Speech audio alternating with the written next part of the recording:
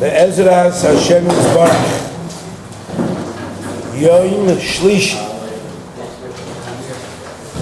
Parshas Chukas Shnas Tovshin Ayin Zay Shiva Tiferes Avigdor.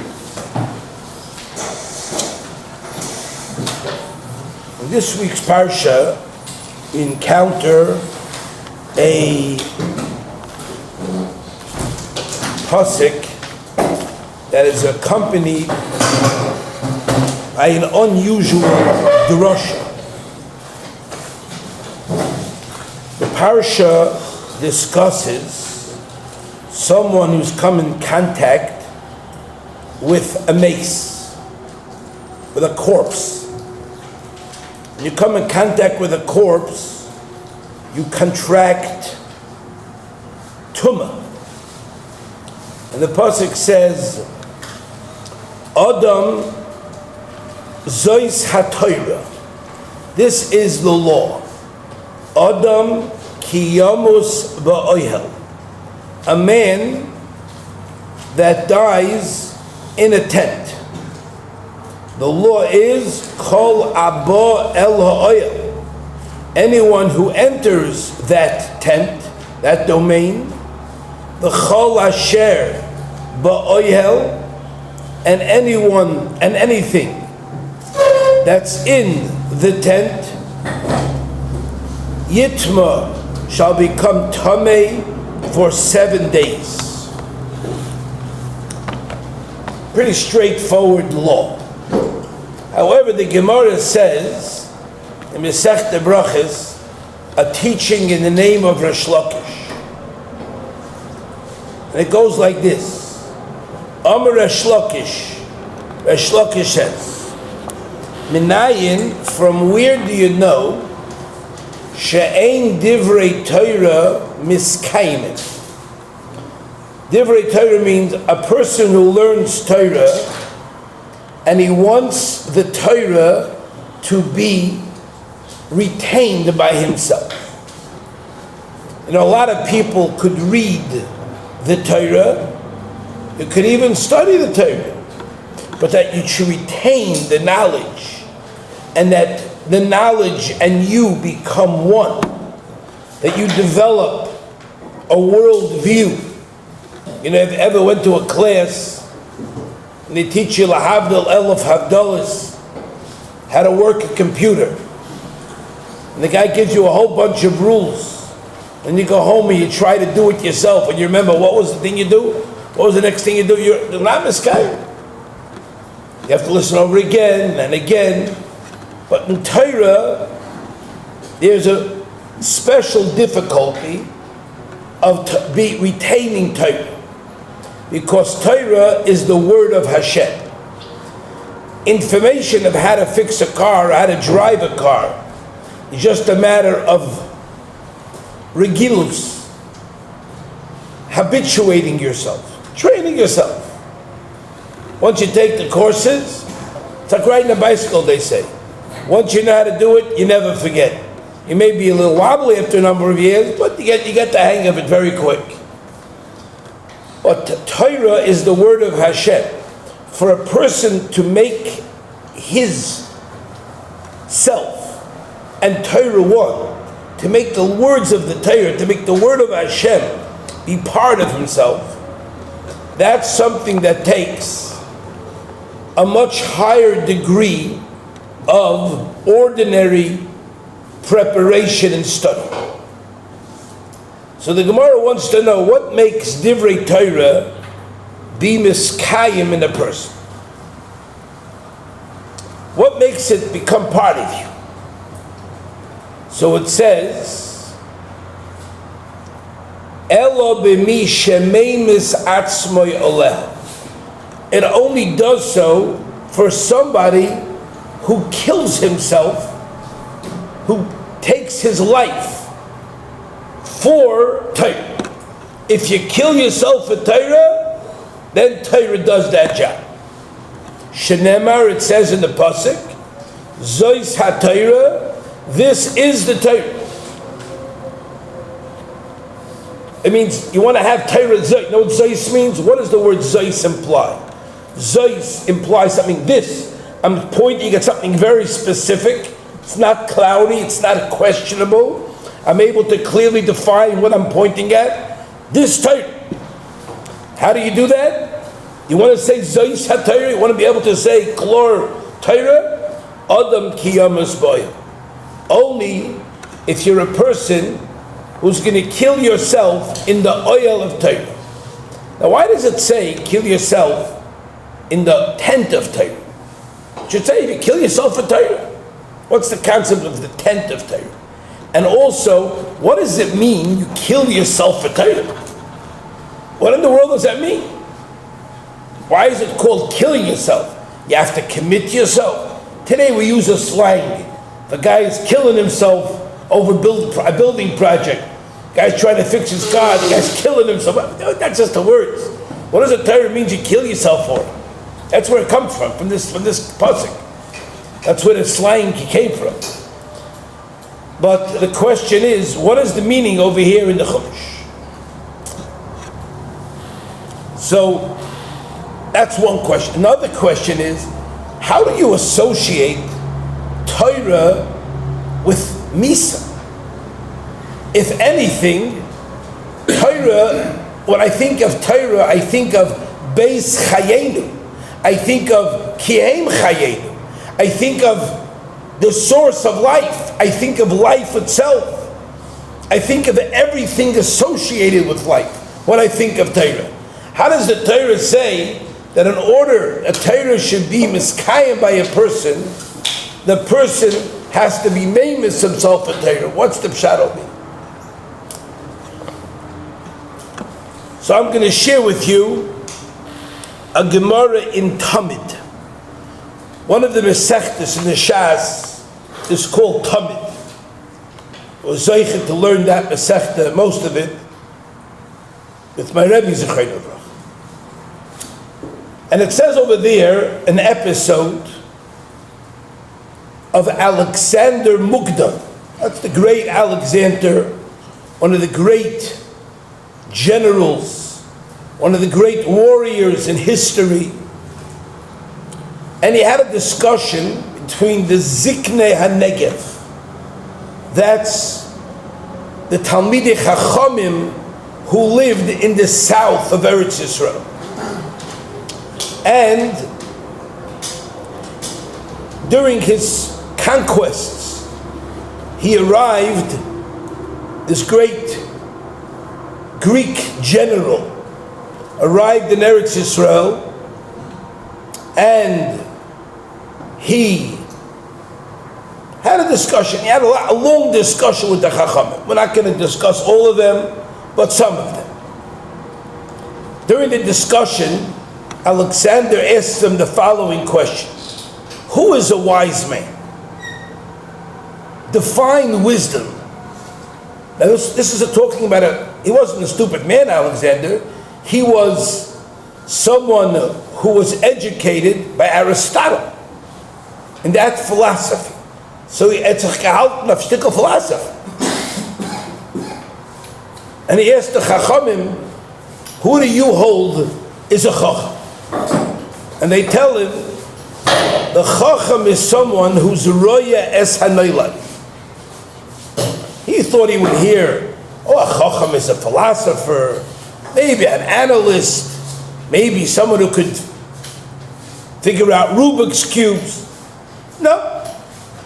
It tells him what? Someone who could see the future. Someone who could figure out that if I do this, this is going to happen. If I do this, that's going to happen.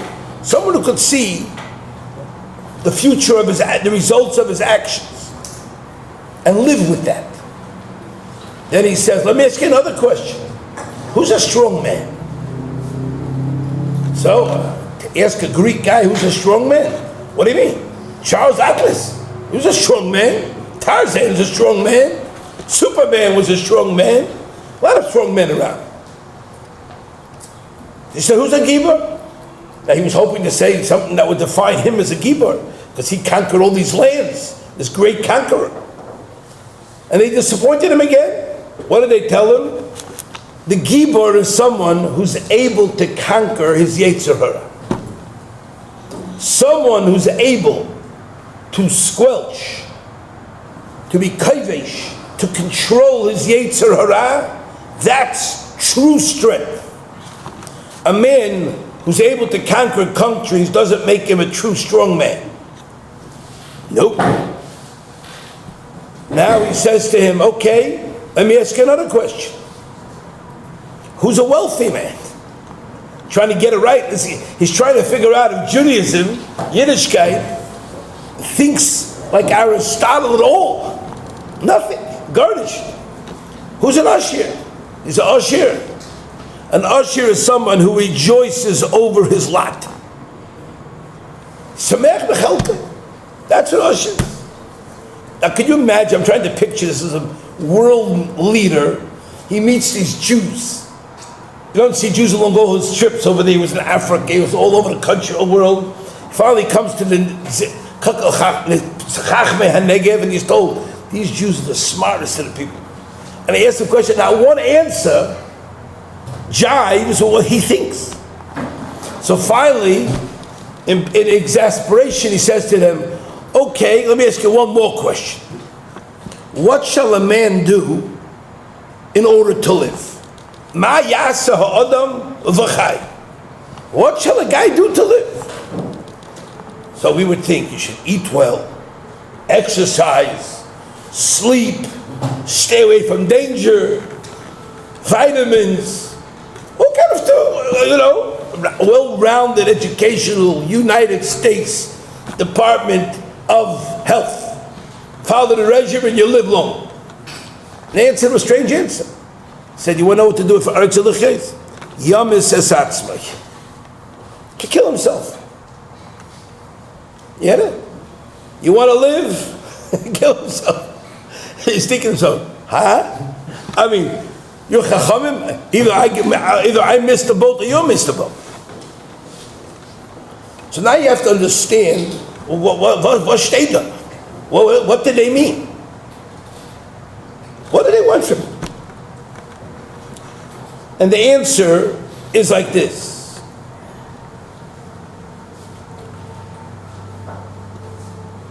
When you look, a person who has acquired Torah,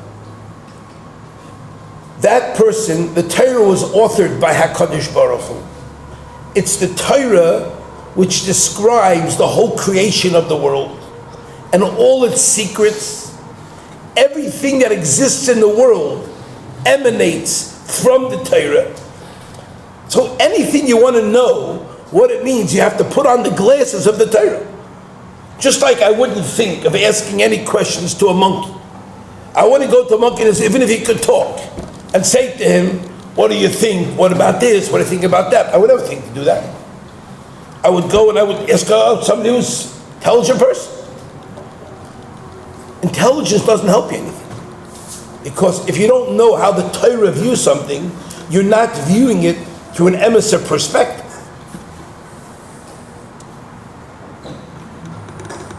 Alexander was only able to see things through a superficial view lens, a viewfinder.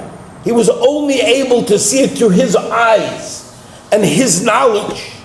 He had no idea what the real Chacham was, and what a real Gibor is, what a real strong man is. Now they tell him, you want to live? Kill yourself. What does that mean to say? It means as follows. When we talk about living, most people think, what is the definition of living? Living means existing, breathing, my heart pumping, my brain working, my hands, my intestines, my legs, my mind, everything working, healthy. That's what's called living. That's not how the Torah views living. Living, the Torah says, is when you're fulfilling the purpose for which you came to this world. If you're fulfilling the purpose you came to this world for, then you're living. The guy in the street who's running, who's jumping up and down, who's pumping iron, who's eating his vegetables, he's eating vitamins, he's sporting, he's riding a bike, he's hand gliding, he's skiing, he's flying. He's not living. He's existing. That's not living. Now the definition of life by most people is defined by existence. Maybe existence with a quality. The Torah tells us living means taking all your superficial nonsense, all your superficial viewpoints, all of your false premises that a piece of pizza is heaven, slice of heaven. Every day they sell this piece of Italian pizza, fine. I saw it in a restaurant. And when I walk in the restaurant, for that reason, they had a whole sting over there about Italian oven baked. They made the pizza and they said, come buy a slice of heaven. I was thinking, the dots of heaven. It's the pshat. That's not a slice of heaven. That's a slice of death. And that's all it is. Now, I'm not arguing that it's not going to taste good, but that doesn't define life.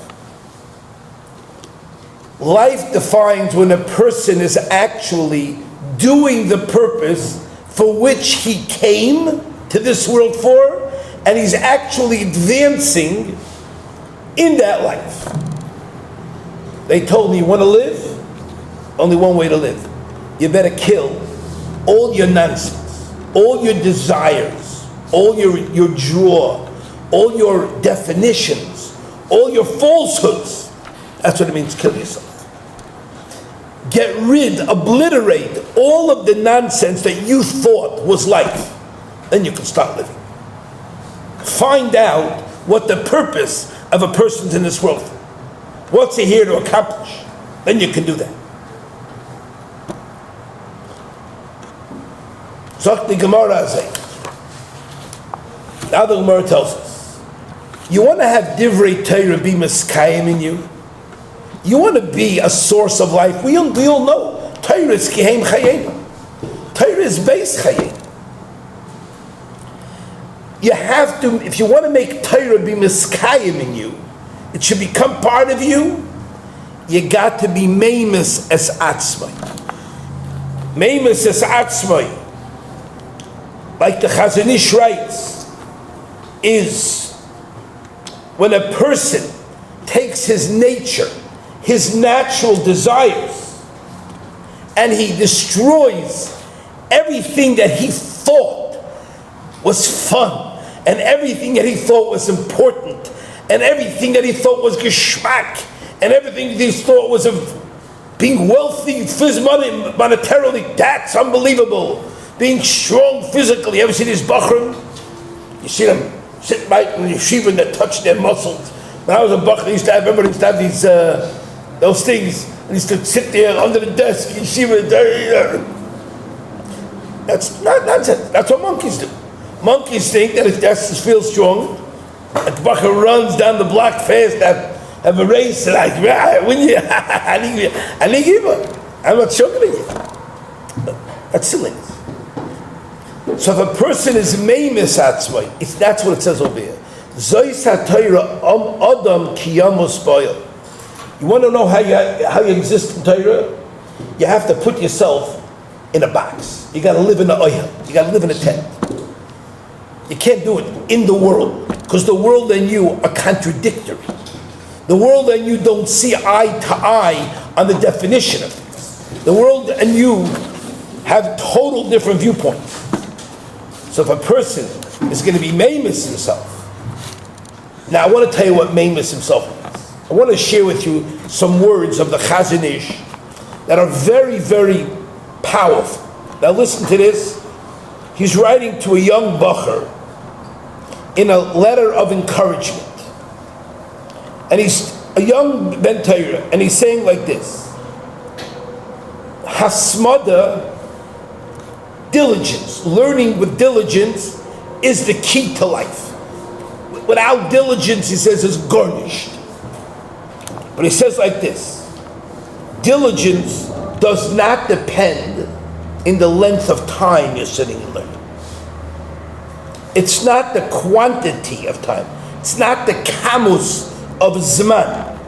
Einoi tolui b'ha'arochas hazman, in the length of time. You ask anybody, what's a masmid? Know to tell you? A masmid is someone who lives many hours. Right? That's what you would say, right, Shimon? Dr. Chazanish name. Ella b'mesirus ha'ishius. In the commitment, in the devotion, in the giving over of one's personality. Unesilas leib b'matana. Willingly giving over your mind le'iyun ha'torah, to the being ma'ayin b'torah. Toiva sha'achas, 1 hour, b'shkeda, with diligence, the hishtoikekus, and desire, is better than many sha'os of learning ba'atzaltayim, in a lackadaisical manner. You hear what he says? 1 hour. Learn 1 hour, but give it that 1 hour your all. That means you kill yourself. That's called meimas atzmei aleh. You forget about the world. You forget about all your interests, all your desires. You forget about it's hot. You forget about it's cold. You forget about it, I'm hungry. You forget about I'm thirsty. You forget about the window's blowing, the fans are blowing, the this and that. All your nonsense. Give it 1 hour of intense learning. That's hasmad. That's shkeda b'teirah, he said. And the Chazon Ish was a shakta. He learned, he did this many hours in his whole life. And he writes this to a book.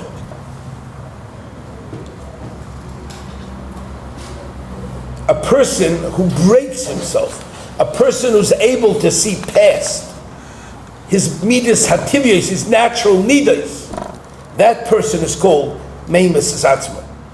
The superficial self, he kills. That's what meimas atzma alehem is.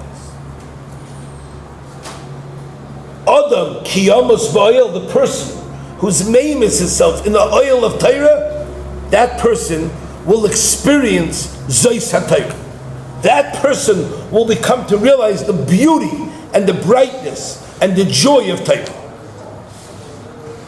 The famous story about a fellow, wealthy fellow, who realized he wasn't learning enough and he needed to learn something.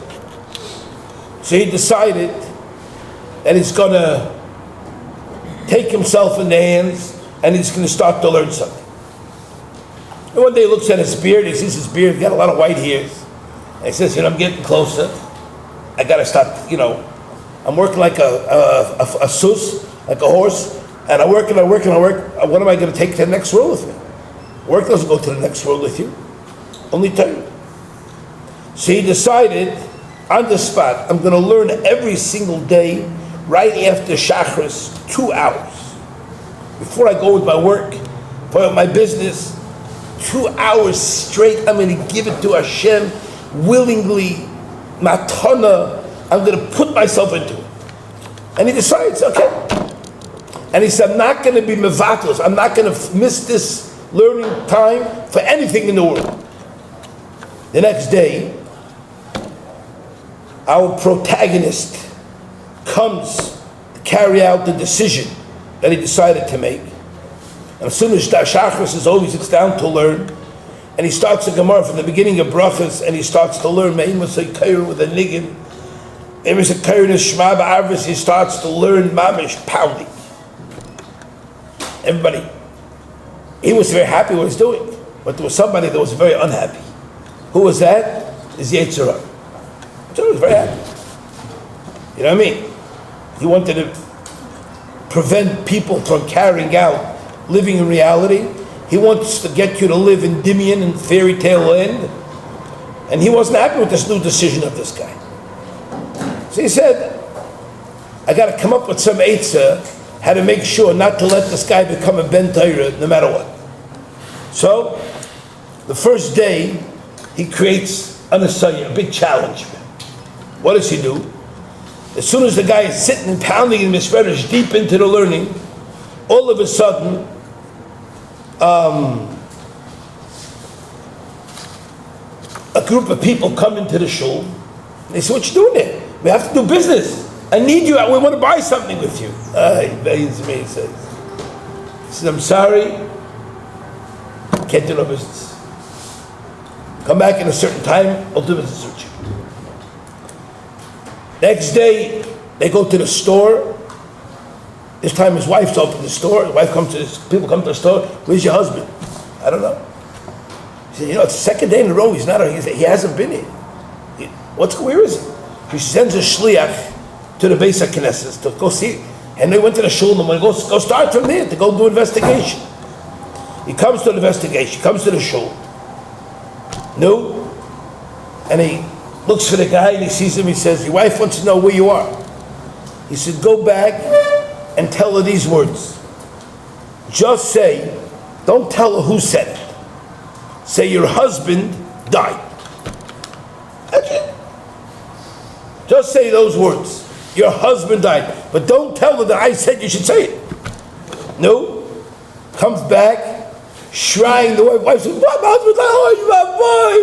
What happened?" Starts making a kitchen right. No, she describes she's ripping her hair out from a sheitel, a tichel.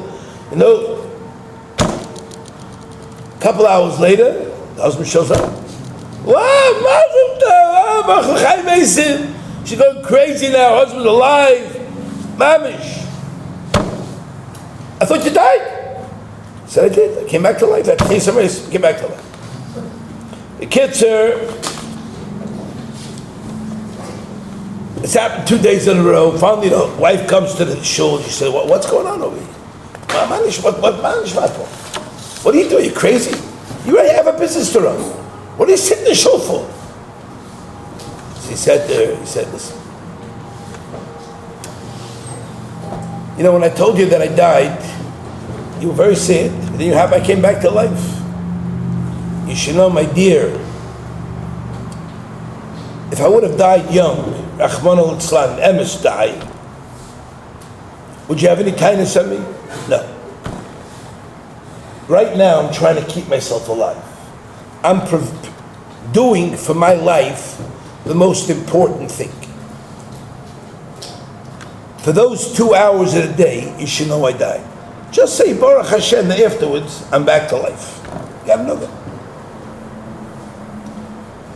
That's called hasmada. That is called learning and studying with diligence. And that's called being meimus atzma. All of us think that being meimus atzma means you got to get out of the world, you got to do who knows what. What you got to do is when you're learning Torah, you have to hear these words of the Chazon Ish again. 1 hour b'shkeida means b'ritzifus. The hishtoikikus, and with desire, with commitment. B'matana, he says. Nesines halev b'matana. That is what defines a person. The Torah tells us that this is the secret. And you have to train yourself to do that. You know why? Because most people, if you'll think about it, most people, when they sit down to learn, they have so little mesiras for Torah. There's so little commitment. There's so little involvement. No, they say, I don't really want to do this. I'm not motivated. I'm not this. I'm not that. You're not even a masma to learn for 10 minutes per Tiferes. Not even a masma to learn for a half hour per Tiferes. What's the pshat? Don't you want Torah to be meskayim in you? Don't you want Torah to become nivla b'damcha, to get absorbed in your blood? Don't you want to grow up and start to live? That's called living. So what does the person say? But I never lived till now. I've been dead till now, and I'm getting along just fine. It's just like many friar people have told me. I've sat across from people and I said, I'm going to share with you the biggest shock of your life. You're living on an artificial respirator. You're living artificially. You're not alive. I've told this to numerous people. I said, what do you think about that? Some said, what do you mean, Rabbi? I said, you're not alive. You're not plugged into Torah. You're not alive. So the guy says, but I'm breathing. So you ever been to the hospital and watched a person who was in a coma and he's breathing? You look at all these machines that he's attached to and they sound like breath. Everyone goes,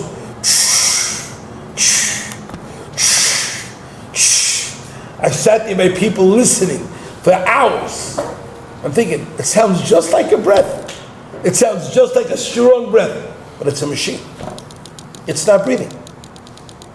Now, of course, there's a screen and you see all kind of lines and squiggly lines, up and down lines, going across, taking all kind of different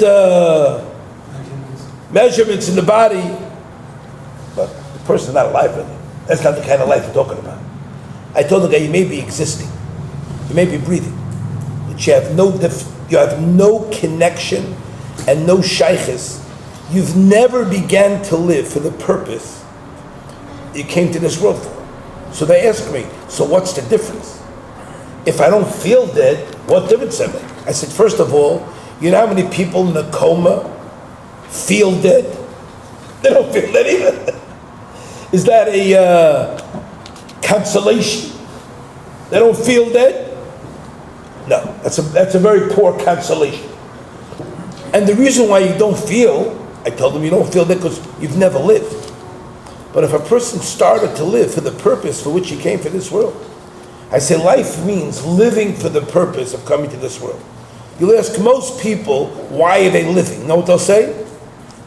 In America, I'm sure it's in the whole world like this, they have the most craziest statement. Note they say when a person works, they call it a living. They call it chayim. You ask a person, what do you do for a living?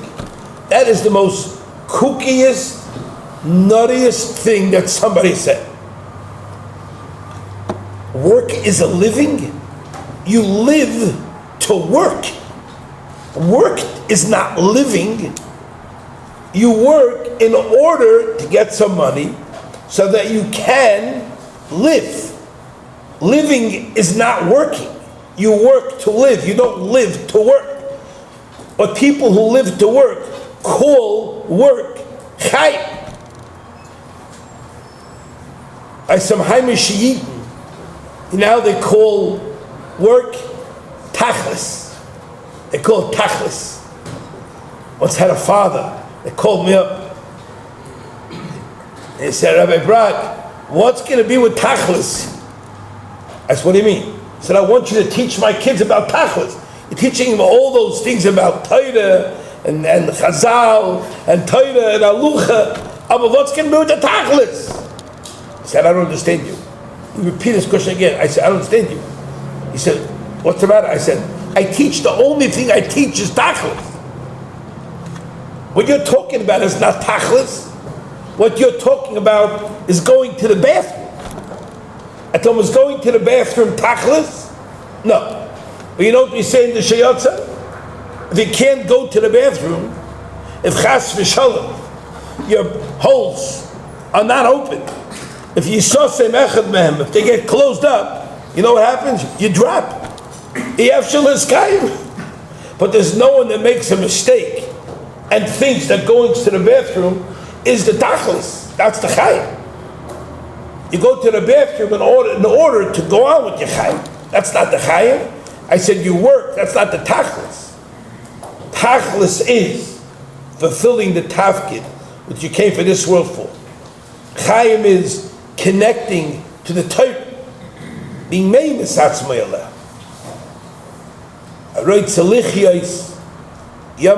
But you have to train yourself. Train yourself, Moshe, that from now on, when you sit down to learn, you're going to try for some time just to say, the world doesn't exist. Take everything away from out of your mind and dive into it and put yourself into Shmaya. Don't think about my coffee. Don't think about my yenezach, yen interesting matzah. What day is today? Don't think about anything interesting. When you're not learning, you can think about those things. But when you're learning, give it your 100% all, and then the Divrei Torah is going to be miskayim.